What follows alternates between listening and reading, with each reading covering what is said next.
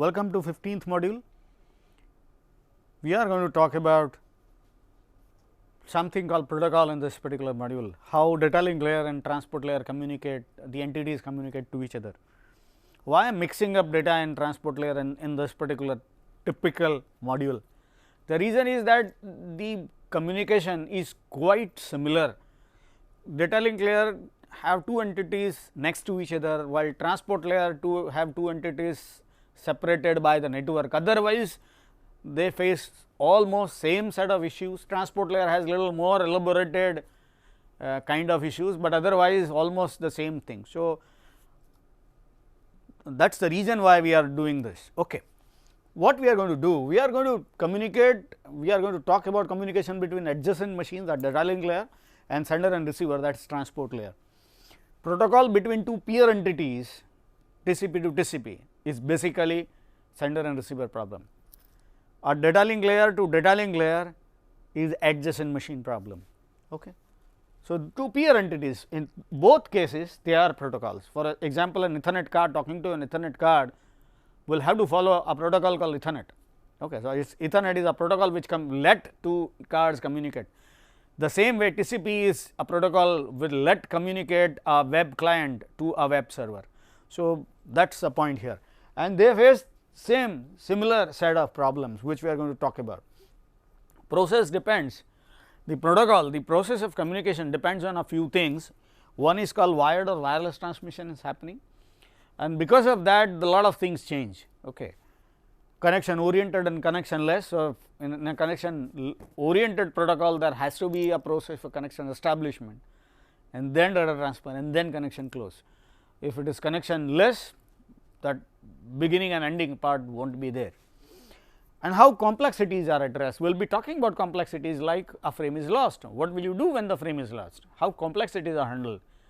Some protocols will say no, we will not do anything, lost is lost, I can't do anything about it. Some other protocols take elaborate measures in handling it, and how to do that we will look at. Okay. So, the protocols are designed based on the situation.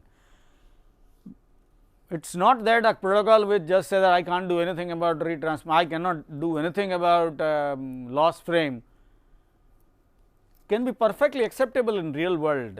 Take a case of a mobile phone, you are talking to somebody else, okay, and a word is lost. What is the problem? No problem, it is just fine. If you have a protocol which actually can repeat that, if for example, a voice communication, you just talking over a VoIP call and a word lost is repeated after a while, will confuse the receiver. So, that is what I am trying to convey. Okay. So, here are these three things. Okay. We begin with the idea of sender and receiver. Okay. That is the first thing we will encounter when we talk about two communicating entities.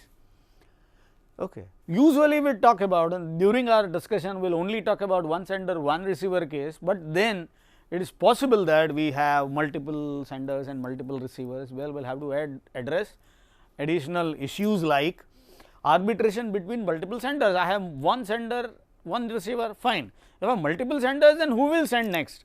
Who will occupy the channel? That kind of problem, and we will be addressing them later when we talk about MAC layer. Okay. So, that is coming, which comes later. The other one is synchronization. Then when a multiple senders, multiple receivers, remember in physical layer we discussed that if you miss a bit, first sender is sending to second receiver and so on and so forth, then everybody gets wrong data. That should also not happen. Anyway, so senders and receiver will have to manage a few things. For example, I am sending frames, until and unless I get the acknowledgement I must buffer them, save them. Okay. So, that is at sender. If I am a receiver, I am getting frames by frames, but then I am not getting the first frame, when I get second, third, fourth, I will have to store them. Okay. I can't pass the first frame, second frame data up without having the first frame. Okay. So, I only will pass data in order and not without order. So, that is the reason why I will have to store each frame. Okay. And second thing, I am receiving frames and I am storing them, unless the process is scheduled and read data from my buffer, I can't release the buffers. So, that is the second reason I need to store. Okay. So, that kind of requirement is provided. Okay. And the other one, critical one, senders So, when we expect information packets, the frames getting lost, when packets are getting lost, the sender must be informed about it. So, acknowledgement plays a very major role. So, when you send a frame, you get an acknowledgement to it, that means it is received correctly at the receiver's end. When it is received correctly at the receiver's end, our job is done. Okay. So, the acknowledgement is very critical. Let me know if my frame or segment, when you use data link layer terminology, it is called frame. When I am talking about transport layer, it is called segment. So, whether that is received at the other end or not correctly, I can only learn looking at the acknowledgement. So, that is also very critical for me. Okay. As I said, sender must learn about lost or corrupted data. Okay. Acknowledgement or ACK is the simplest solution. So, once you get acknowledgement from the other end, you rest assured that it is reached at the other end correctly, and I can now discard the copy of that frame. Okay. But one more thing, frames and acknowledgements are numbered. Suppose if I send 3 frames, I receive an acknowledgement, how do I know which frame it is, which acknowledgement is of which frame? If every frame is numbered, every acknowledgement is numbered, I can easily make sure that what is lost and what is received. Okay. How do the receiver know that the frame is in error? Usually CRC like mechanism is used. In case of wire, it is always CRC. So, when you receive, you know that you just calculate CRC once again and you realize that, oh, there is an error somewhere. Okay. So, you understand that there is an error and CRC is intact, that means the frame is intact. So, you do not need to worry about. Okay. But then there is one more problem. When we talk about sequence numbers, if you are a programmer, you can easily understand this. Otherwise, you need, suppose if I have a 3-digit number, my sequence number field is of 3 digits. I have some problem. Problem is, I can only have values from 0, 0, 0 to 1, 1, 1, that is 0 to 7. Once it reaches 1, 1, 1, will again wrap around to 0, 0, 0. So, my sequence number field size is very critical for me. Okay. I will talk about, I will come back to this point later. So, this is fixed size, so wraps around after a while. Okay. Problem when the segments are to be fragmented, then the other problem. That problem is also very simple to understand. Suppose if I number first segment as 1, now this is my segment number 1, segment number 2, segment number 3, I just send all of them. Now, 2 reaches to a router here. Now, router says the next network is too small, we will have to divide this into fragments. Okay. Division is not a problem is numbering. I already have segment number 1 and 3, and this is 2. How will I number first part and the second part? That is the problem. Okay. Because I can't give 2 and 3 because 3 is already numbered. I can't do that. I can't give 4, otherwise receiver will misunderstand it to be the 4th segment. So, I can't do that either. Okay. And this is an integer number. So, I can't have 2.1, 2.1 and 2.2. That is not the solution. The other problem, if I somehow if I am able to do that 2.1, 2.2, then whether there is 2.3 or not, how will receiver know? So, that is the other issue. Okay. So, that is not as easy as it seems. So, when there is a fragment, I need to handle it. TCP handles that using a very simple technique. What does it do? For example, let us take an example to understand. Suppose the first segment carries 1000 bytes, second carries 1500 bytes, third carries 1000 bytes, a very simple case. And we begin with sequence number as 2500. You may be surprised why you begin with 2500, you should begin with either 0 or 1, but TCP always begins with a random sequence number, not always 0 and 1. There are some reasons, I do not want to talk about them right now. When we talk about transport layer, we will stress this issue. So, just assume that 2500 is the first sequence number okay. So, the first segment is numbered as 2500, simple. What I am sending? I am sending 1000 bytes. So, what I do is 2000 plus 1500. So, that means I am sending 2500 to 3499 bytes. Okay. The next segment will bear 3500. Now, that is precisely the number, every byte is numbered actually. So, the first byte, okay, when you say this is 1000 byte case, the first byte is numbered as 2500, second byte is 2500 the last byte is 3499. Okay. So, the second segment's first byte value is 3500. Okay. So, it is numbered as the sequence number is the first byte. So, 3500 and it is sending 1500. So, 3500 to 4999. Okay. So, the third one is numbered as 5000. Now, you may be surprised what I am doing, I am not giving sequence number in the very range, okay, in real sequence, I am skipping many numbers in between, but that is absolutely fine. What will happen if I have to divide this thing into two, say 500 byte case? I can easily do it. The first one will be 2500, will have 2500 to 2999, okay, and then the second one is 3000 to 3499. What is the sequence number of this? 3000. What is the sequence number of this? Same as earlier, 2500. What is the advantage? Even when I am dividing the segment into two, will still be in between these two, and I do not need to worry about. Okay. Even if I have to divide every segment into a single byte, I am going to get everything in sequence. That is the power of this method. However strange this method looks like, is pretty effective and is used. Okay, what is the acknowledgement? Usually the acknowledgement is 1 plus the last, that is the norm used in TCP/IP. So, if I have received, for example, the first segment is sent, it is from 2500 to 3499, what is the respondent responds with?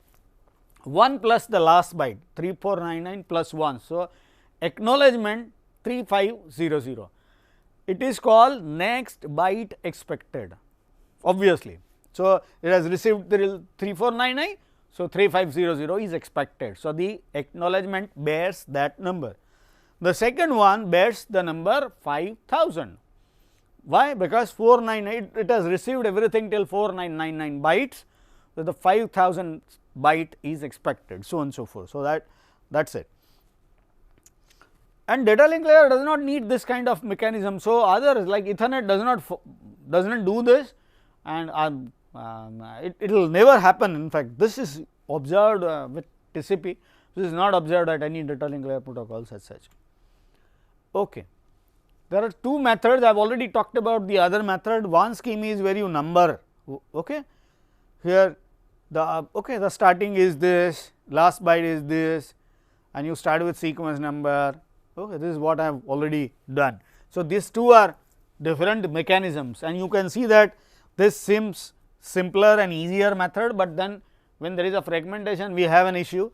This seems little strange, but when you have a fragmentation it can easily manage. So, that is more powerful method. Okay.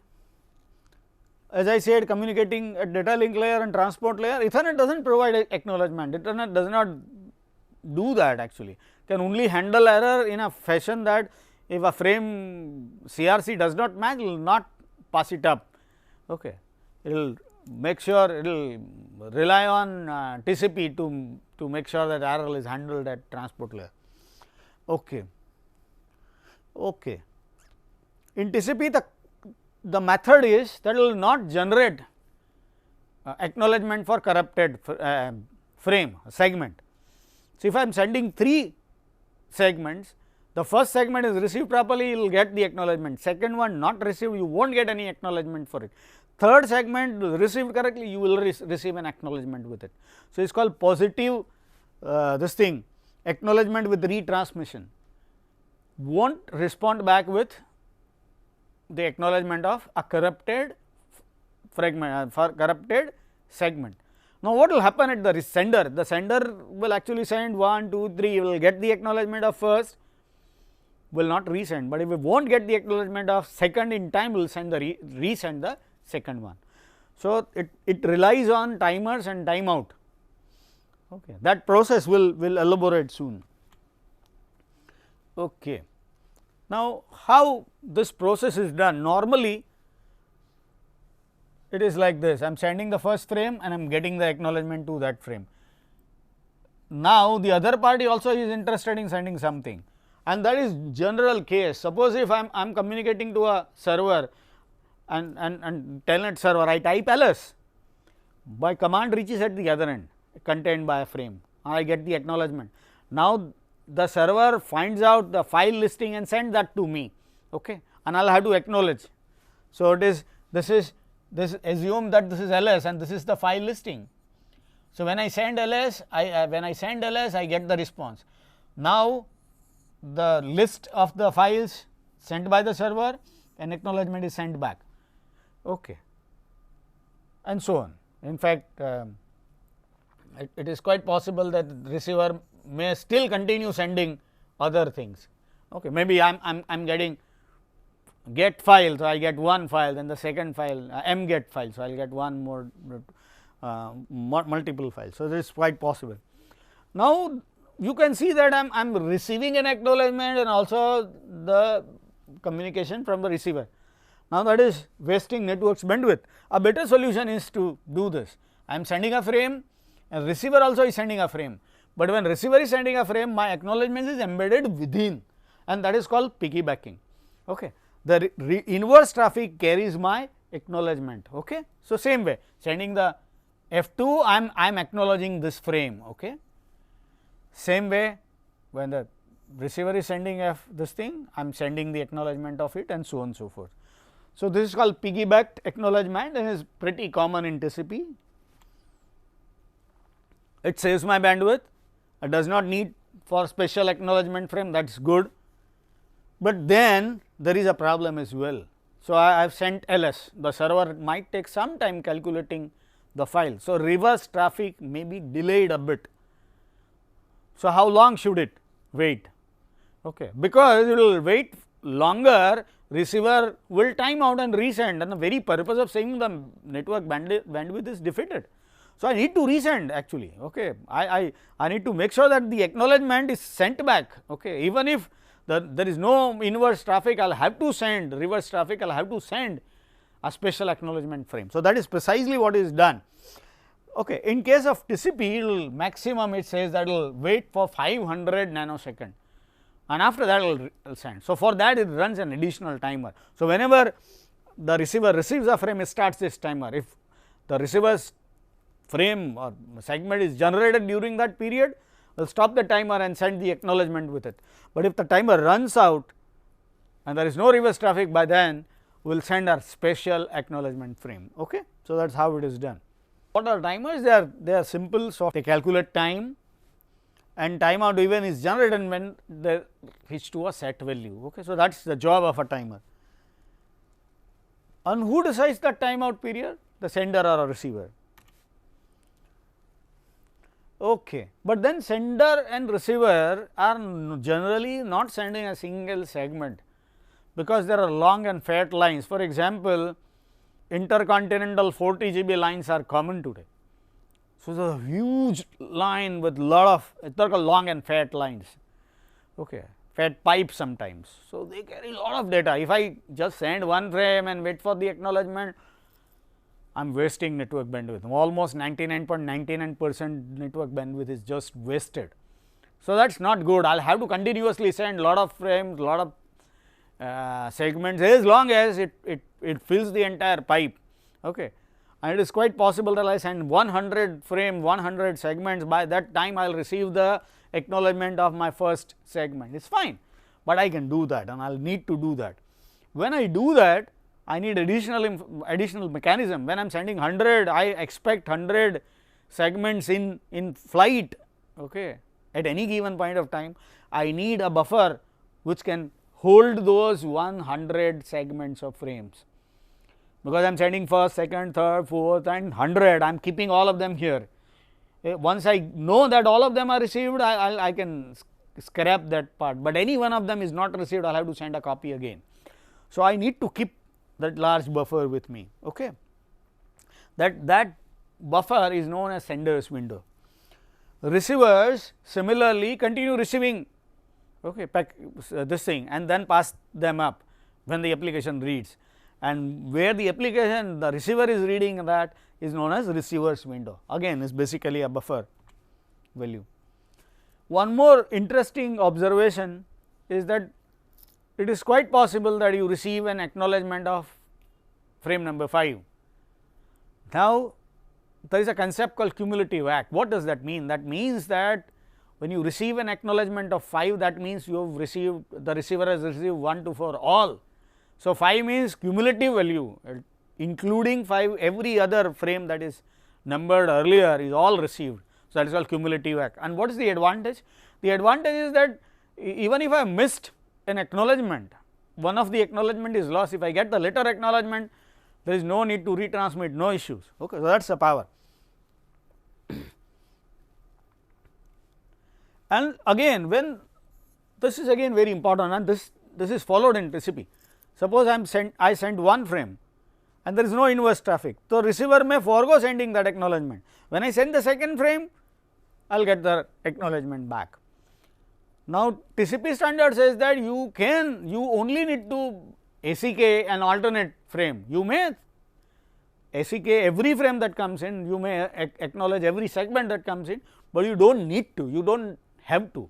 Okay. So, that is issue, that is this thing. But then cumulative acknowledgement is called confusing, and we will soon see what is it. Or before that, let us try to see sender and receiver windows, what they are. That cumulative, the confusing part will come later. When I am sending F1, you can see that F1 takes little longer time. So, I am sending F2. So, F2 is received at the other end, but receiver will not respond, because you will have to keep that thing in the receiver's window. You cannot pass it up unless F1 is received. When the sender sends F3 also at this point of time, will add F3 to this thing. So, sender's window earlier was F1, now F1 and F2, now F1, F2 and F3. When this is received, I will get the acknowledgement of F3 only, cumulative acknowledgement. Okay. So, receiver does not need to send all acknowledgements one after the other. When it receives the F1, it will pass it up, all 3 of them. Now, I have all of them in order. So, network layer reads F1, F2, F3, all 3 of them. When I get the acknowledgement, my window is empty, all of them are received, I clear them. Okay. And whenever network layer reads this thing, this window is empty. So, this is how sender and receiver windows are managed. How cumulative acknowledgements can be confusing, let us try to see. Okay. I am sending F1, I get the acknowledgement of F1, I send F2 where the acknowledgement of F2 is actually lost. When I am sending F3, and if I receive acknowledgement of F3, what is the problem? If I receive the acknowledgement of F3, if the receiver sends the acknowledgement of F3, senders miscorrectly believe that all 1, 2, 3 are received properly. In this case, it is going to help me. Okay, sorry, not miscorrectly, it is correctly, because this is accepted. Okay. This does not need to be resent F2, even if one of the acknowledgement is lost, I am not going to lose anything, that is great. Okay. Here is an issue. Okay. I am sending F1, I am getting the acknowledgement, the F2 itself is lost. Here it was the acknowledgement which was lost. Receiver has received F1 and F2 both, and then it received F3. Here F3 is lost, F2 is lost, and F3 also is lost. Okay. Or corrupted. Okay. Assume it is corrupted. So, it received here, eventually what you get is an acknowledgement of F1. Now, or even F4, what I get is acknowledgement of F1. The problem is, I am sending the other case, you can see the difference here. F1 is sent, I have got the acknowledgement, F2 is lost, I am sending F3, it is received correctly, but because if in this case, if the acknowledgement comes back as F3, sender will incorrectly believe that F2 is correctly received. That is the problem. So, that is the reason it will only say that acknowledgement of F1, which is quite similar to this. So, whether F3 is received or not is not clear. You just say that F1 is received correctly. You do not get the response that F3 is received correctly. That is the issue. Okay. Now, this actually shows the process in little more detail. Earlier we have just said that these are the frames, here they are numbered also. When I expect my sender window of size 4, I can number that thing as 0, 1, 2, 3. So, it is basically a value where a window with size 4. Similarly, in this case also we have assumed that the receiver's window size is 4. So, when I am sending frame F1 with sequence number 0, frame F2 with sequence number 1, F3 with sequence number 2, F4 with sequence number 3. Now, this thing is full and I can't send anything unless I get the acknowledgement. But by that time this frame number 0 is received here. Okay. So, the receiver is sending acknowledgement of 0 of frame F1. When I get that, it was 0, 1, 2, 3 actually when I send this, at this point of time it was 0, 1, 2, 3. Out of that 0 is received properly. So, I have this thing 1, 2, 3. When I get the acknowledgement of 1, you can see that 1 is also removed from the left. When I get the acknowledgement of 2, even 2 is removed and so on. So, you can see that the window is actually at the same point of time the sender is also sending. So, the number is added as well. So, 0 is sent, so 0 is added here, 1 is sent, 1 is added. So, the window actually is sliding in this direction. Same way here the receiver, the sender is sending the 0, 0 1, 0 1 2 will read this, and this whenever application reads all this will 3, then 0, then 1. Okay. This again the application reads here. So, it becomes empty, then 1 2 3. Now, you can see that in both cases windows are sliding, okay, and that is why this protocol, this mechanism is known as sliding window. Okay. So, you can see that sliding window is described here. Both windows slide forward, sender and receiver windows can be of different size. In this case, earlier case we have kept both of them of 4 values, it can be more or less, depends. It can even be 1. Okay. So, you are just sending one frame and wait for that. 802.11 follows that. Okay. It is called stop and wait protocol, where you only have your sender's window and receiver's window is of size 1 is the simplest protocol. Okay. But that also is professional protocol. When the window is full, what should be done? Like I have 4 frames, okay. I can send maximum 4 frames. I do not receive any acknowledgement. I can't accept anything from the network layer. I have to tell network layer, please stop. Only when I get the acknowledgement of 1 frame, I will take that much data from network layer, not before. In the case of receiver also, if receiver window is 4 and I have 4 out of order frames, I will not be in a position to receive anything. I will have to drop that frame. Okay. So, that is it. Also is very critical. In the 32-bit case, it is explained as, in the 32-bit case, if I am running my network as 10 GB a second, that sequence number wraps around 5000 times in a second, is too much. So, a 32-bit value does not work actually. TCP solves this problem by something called window scale factor option, where I can have number as large as 2 raised to 32. Okay. So, that solves my problem at TCP, but you can see that at a data link layer you can't have these things. Okay. So, there will have to be some solution. Fortunately, data link layer do not run into this. Ethernet does not handle, does not provide sequence number and all that, and does not do any retransmission. So, that problem is avoided. In Wi-Fi and all that, you only follow that stop and wait protocol, where you only need 1 bit sequence number. So, this problem does not occur at data link layer in true sense. One very critical question is, what should one do for a duplicate frame? Here in this case, I am sending F1, I get the acknowledgement, I send the F2, but the acknowledgement of that is lost. So, I am sending it again. What should receiver do? Receiver has received F2 once again. Now, the issue is duplicate frames, if I receive and I just pass up to network layer, may create a serious problem. If it is an email and a para is repeated in an email, does not worry much of us, but the problem is that suppose if every frame carries a paycheck for an employee. In this case, if you pass 2 of them to the and receiver is a printer. Sender is the account department, the receiver is a printer. So, that check is printed twice. The employee may be happy, but the company may not. Okay. So, that is the problem, double payment, or even on a more serious case, the recipient is an insulin pump, sender is a doctor. So, sender says that 5 ml insulin to be injected in patient's body, that message goes there. Lost, the doctor's smartphone sends that message once again, 5 ml more insulin is injected into patient's body, a patient may die. So, that could be a problem. So, that should not happen, duplicate frames must be managed. So, you should not be passing the duplicate frame up.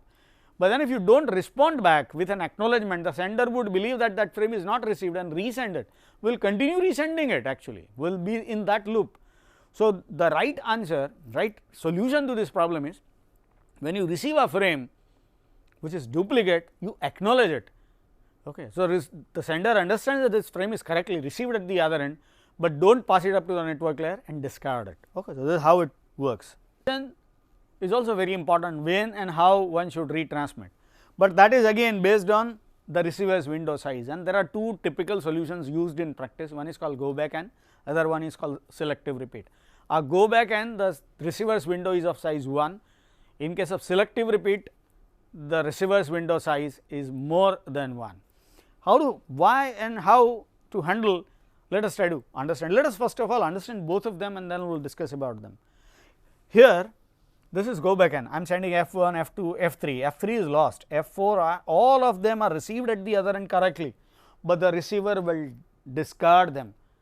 The receiver window size is just 1, where I can only accept the frame which is sent, which I expect, I will not accept any other frame. So, these frames are not accepted, they are accepted correctly, but not stored at the receiver. So, when the sender times out and resend, times out at this point of time and resend F3, okay, the sender will also have to retransmit all other frames. Okay. You may believe that it is something which is wasteful mechanism, it is not. In some cases you need them. For example, when the receiver does not have memory, my mobile phone and there is a movie being downloaded, my mobile phone cannot store all out of order frames. An IoT device, my smartphone, maybe I have lot of memory, but an IoT device might not have that much amount of memory, it does not have that much amount of memory, it cannot store out of order frames, cannot have logic to manage out of order frames, then go back N is the only solution there. In case of selective repeat, it is little different. You can see that the same F3 frame is lost here, but then subsequent frames are received and kept at the receiver. Only when the F3 is sent, all frames are passed up and you get an acknowledgement, a cumulative acknowledgement telling that all frames till F8 is received. You only need to retransmit the missing frame, nothing else, and this is called selective repeat. You selectively repeat the retransmission. Okay, selectively repeat the transmission. So, that is why it is called selective repeat, and when in most cases this is being done, when your laptop or smartphone communicate to internet, in most cases this is done. So, whenever you receive an out of order frame, your laptop or mobile phone receives an out of order frame, it is stored, and whenever you get an ordered frame, which I have anyway discussed before, you just pass everything up. Okay, and that is discussed here, that difference. Okay. And you can see that 5 MB 3 lakh kilometer satellite case, when data is being sent to satellite and come back, you can see that selective repeat is very good. But anyway, if you have receiver logic which is not state of the art, a very simple logic, as well as it does not have much of a memory, go back and is still a viable case. Okay. With that note, I will conclude this module. In this particular module, we looked at some protocols. We looked at how data link layer and transport layer manage sending information and how to deal with issues of frame or acknowledgement getting lost, and what are the simple solutions to them. Okay. As I said, these mechanisms that we talked about are deployed at both data link as well as transport layers, and TCP in particular is doing most of the things we discussed here, and some data link layer protocol like 802.11 also is following some of the things that we talked about. We looked at how sender and receiver windows are managed, we looked at how the window slides, we looked at go back and selective repeat mechanisms which are commonly used in managing these windows. With that note, we conclude this module. Thank you all.